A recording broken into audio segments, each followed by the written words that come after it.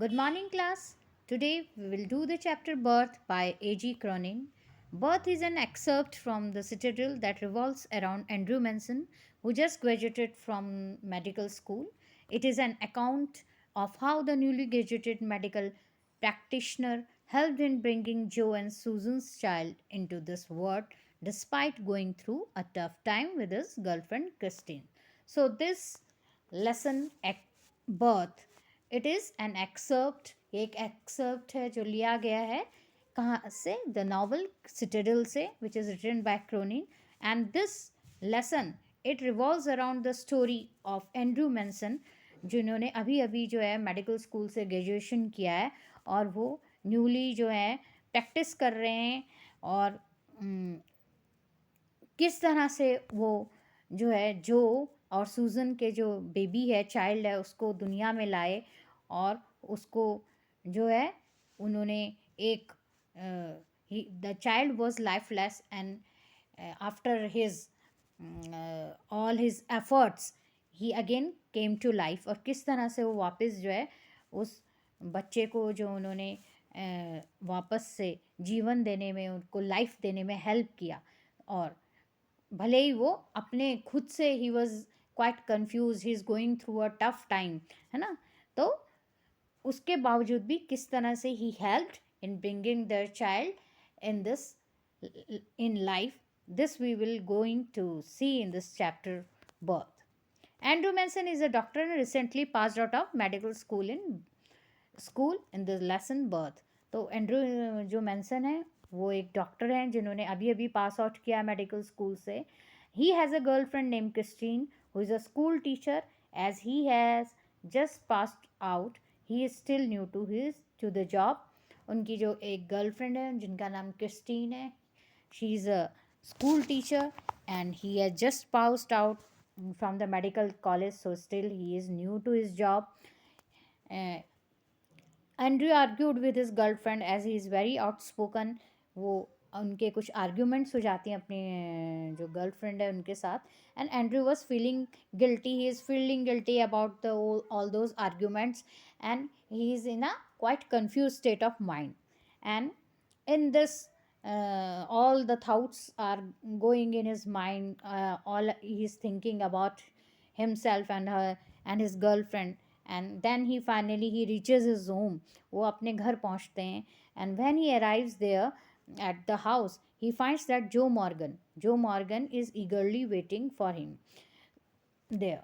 So Joe Morgan जो है, he works in the mine and he is driller there. और वो जो मॉर्गन है वो उनकी वेट कर रहे हैं, डॉक्टर की वेट कर रहे हैं. क्यों कर रहे हैं डॉक्टर की wait? Because his wife is expecting the first child. उनकी वाइफ को जो है वो बेबी होने वाला है. And both of them are very nervous and anxious as that was going to be their first child in the 20 long years of their marriage. And they both husband and wife are very much nervous and anxious that what will happen, because after the 20 long years they are having their first child. तो उनकी 20 years की marriage के बाद जो है उनको first जो उनका चाइल्ड होने वाला था. और इसको लेकर दोनों हस्बैंड वाइफ काफ़ी नर्वस भी थे, एंक्शस भी थे कि what will happen. Though it is late in night, Andrew agrees to go with mister Morgan as he puts his duty ahead of his well-being. Though it was quite late, it was midnight, आधी रात हो चुकी थी. And Andrew B was in not such a good condition, not in a such good mental condition. He was quite tired. But he agrees to go with Mr. Morgan because he puts his duty ahead. वो अपनी जो duty है as a doctor, है ना, what is the duty of a doctor? To see the patient first. So he puts his duty ahead of his well-being. वो अपनी duty को आगे रखते हैं and he agrees to go with him. When both of them reached Mr. Morgan's house, Andrew saw that a midwife, who is a trained professional, help during labor, is attending lady Morgan. तो वहाँ पे जब वो पहुँचते हैं उनके घर पर तो वो देखते हैं कि वहाँ पर एक नर्स भी आई हुई हैं और जो उनकी वहाँ पे उनको अटेंड कर रही हैं लेडी मॉर्गन को. Just by looking at her, Andrew assessed that the condition of the lady is severe and she is in labor pain. And he monitored the lady. वो देखते हैं उनको और उनको assess करते हैं कि ये जो उनकी condition है is not so good और she is in labor pains. Despite the very assessment, he took a pause and utilized the time to have a better understanding of the condition. वो उनकी condition को समझते हैं और he उन because it was a time and there was still some time for the delivery, so he took a quite assessment to understand the condition of the lady. Andrew gave all his all, and after an hour long struggle, at the stroke of dawn, the lady delivered a child. काफ़ी मेहनत के बाद, काफ़ी struggle के बाद जो है, after an hour long struggle जो है, एक जो बेबी है वो at the stroke of dawn, मतलब सुबह सुबह जो है, जैसे ही सवेरा होता है वैसे ही वो जो लेडी है वो एक चाइल्ड को चाइल्ड का बर्थ होता है उसको डिलीवर करती हैं. And soon after the delivery Andrew noticed that the child has no life as it is a stillborn baby. और जैसे ही बेबी होता है उसके बाद एंड्रयू देखते हैं कि उस बच्चे के अंदर तो कुछ जान ही नहीं है, वो एकदम से स्टिल बॉर्न है, उसके अंदर कोई मूवमेंट्स नहीं हो रहे हैं बेबी में. Andrew was ultimately in shock eight that time and he became shocked. वो एकदम से शॉक्ड रह जाते हैं उस बच्चे को देखकर, बिकॉज जो बच्चा था वो कैसा था, बिल्कुल लाइफलेस था, उसमें कोई जान नहीं थी. And also the mother requires immediate medical treatment. और मदर को भी तुरंत से मेडिकल ट्रीटमेंट की ज़रूरत थी, because mother was also not in such a good condition.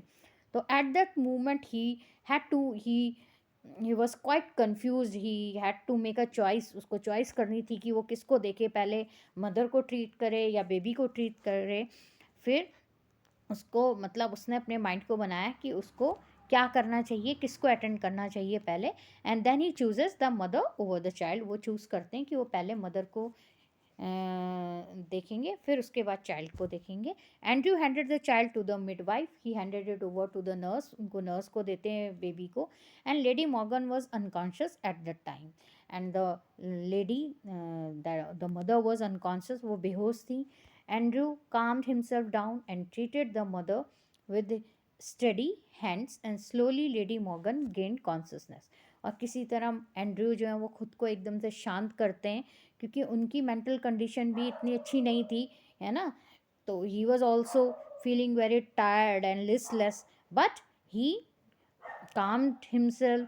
And फिर उसके बाद वो मदर को ट्रीट करते हैं और उनको मेडिकेशन देते हैं. And after some time she gain consciousness. वो होश में आ जाती हैं और फिर से उनकी जो हार्ट बीट्स हैं and pulse rate comes to a standard rate, normal हो जाते हैं. And he then after that he then inquired about the child. वो चाइल्ड के बारे में पूछते हैं मिडवाइफ से. The midwife told Andrew that she had put the child under the bed wrapped in soaked newspaper. अब मिडवाइफ को क्योंकि लगता है कि चाइल्ड जो है वो स्टिल बॉर्न पैदा हुआ है, क्योंकि वो लाइफलेस है, शायद वो मर चुका है, तो वो उसको क्या करती है, बेड के नीचे जो न्यूज़पेपर्स रखे थे उन वहाँ रख देती है. उसको रैप करके न्यूज़पेपर्स में, सो वेट न्यूज़पेपर्स में उस बेबी को रख देती है. Andrew pulled the child out and scrutinised it, who was looking pale and looked like he had suffered suffocation. अब एंड्रू जो उसको बेबी को वहाँ से निकालते हैं और उसको चेक करते हैं, इसको देखते हैं, तो वो इट वाज लुकिंग पेल. बिल्कुल उसका फेस जो है, बॉडी एकदम सफ़ेद पड़ चुकी थी और ऐसा लगता था उसको देख के कि वो सफोकेशन हो रखा है उसको, मतलब उसको प्रॉपर से सांस नहीं आ रही है, उसकी सांसें नहीं चल रही हैं, उसको ऑक्सीजन सप्लाई नहीं हो रही है. In the beginning, Andrew failed to recognize that it was a case of asphyxia and the child had suffered from an excess amount of carbon dioxide and less oxygen in the blood. Starting में वो नहीं समझ पाते कि ये एक asphyxia का case है, जिसमें जो है बॉडी में जो है ब्लड में कार्बन डाइऑक्साइड का अमाउंट ज़्यादा हो जाता है और ऑक्सीजन का अमाउंट जो है काफ़ी कम रहता है.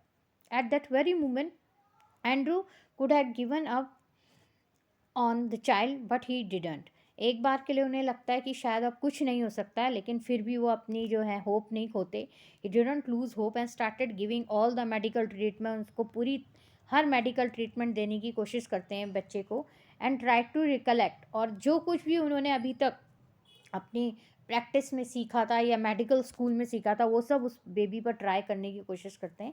While he was trying, the midwife kept telling him that he can't put life back into a dead child. अब जब वो when he is trying all, वो कोशिश कर रहे हैं, लेकिन जो नर्स है उसको लग रहा है कि ये बच्चा तो मरा हुआ पैदा हुआ है, ये लाइफलेस है चाइल्ड. तो वो उसको कह रही है कि आप डेड चाइल्ड में कैसे लाइफ लाओगे. लेकिन वो उसकी बात को इग्नोर करते हैं. He ignored all that and kept on trying, कोशिश कर रहे हैं, as he knew that a child was essential to the couple. क्योंकि वो भी जानते हैं कि how important the child is for the couple, वो कपल के लिए कितना इम्पॉर्टेंट है. When Andrew almost gave up, he suddenly remembered a case in the medical school. अब वो काफ़ी उसके, he tried and tried, but at last he thought that nothing will going to happen, कुछ नहीं होने वाला है. भी उनको एक केस याद आता है मेडिकल स्कूल में, and that was similar to this one. वो बिल्कुल इसी केस से सिमिलर था, एक केस उनको याद आता है. He found a ray of hope amidst the darkness. उनको लगता है कि नहीं, अब कुछ हो सकता है. और फिर से वो क्या करते हैं, started rubbing the child's back with a crush. तो वो टॉवल से जो है चाइल्ड की जो बैक है उसको रब करना शुरू करते हैं. He puts the chest of the little child in both his hands. उसके जो चेस्ट पे अपने दोनों हाथों से वो पुश करने की कोशिश करते हैं. ही देन ट्राइज उसके टू फिल सम एयर उसकी बॉडी में, ताकि कुछ एयर फिल करने की कोशिश करते हैं. And after almost half an hours hard fought battle, और पूरे आधे घंटे तक वो ये अपनी इस कोशिश में लगे हुए हैं, the little body gave a motion. और आधे घंटे के बाद कुछ उसकी बॉडी में कुछ मूवमेंट, कुछ मोशन होता है, और धीरे धीरे जो है चाइल्ड की जो पल्सेस हैं, हार्ट बीट हैं, वो नॉर्मल होने लगते हैं. And then it started crying, वो द चाइल्ड स्टार्टेड क्राइंग, वो एकदम से रोने लगता है. मतलब वो पूरा जो है वो ठीक हो जाता है. Andrew heaved a sigh of relief and handed the child over to the midwife. उनको मतलब एक राहत की सांस लेते हैं वो. उनको लगता है कि जो अभी तक कितनी मेहनत उसके एफर्ट्स है ना, he has he had put all his efforts to bring that child to life, and now he is very much relieved कि now the child is quite in a good state. तो वो उसको nurse को दे देते हैं. And after he is done with the process, he narrates the whole thing to mister Morgan. जो mister Morgan है वो भी जो है, उनकी कंडीशन भी बहुत ज़्यादा वो भी बहुत ज़्यादा परेशान है ना. वो भी सोच रहे हैं कि क्या होने वाला है. तो फिर वो उनको बताते हैं कि एवरीथिंग इज़ ऑल राइट, सब कुछ ठीक है, the mother and baby are in good condition now. And उनको पूरा जो है, जो कुछ भी हुआ था वो पूरी स्टोरी उनको बताते हैं. और फिर वो स्ट्रीट में towards he went towards his home, अपने घर की तरफ जाते हैं. As he walked he had a sense of satisfaction. जब वो जा रहे थे तो उनके एक होता है ना कि उनके अंदर एक फीलिंग ऑफ सेटिस्फैक्शन थी, और एक अचीवमेंट की, कि कैसे उन्होंने मतलब कुछ ऐसा कुछ किया है, जैसे एक कुछ बड़ा करने का जो अचीवमेंट का जो सेटिस्फैक्शन है, कि एक मदर को और जो बेबी को उन्होंने वापस जो है ठीक किया था, उन उसकी कंडीशन को, और कैसे उन्हें कपल को वो बेबी जो है वापस उनको ठीक ठाक और बेटर कंडीशन में जो है वो उनका बेबी उनको वो देते हैं. तो ये सेटिस्फेक्शन जो था इस अचीवमेंट का, उससे वो फीलिंग के साथ वो अपने घर जा रहे थे. And here the lesson ends. Hope you would have understood the chapter.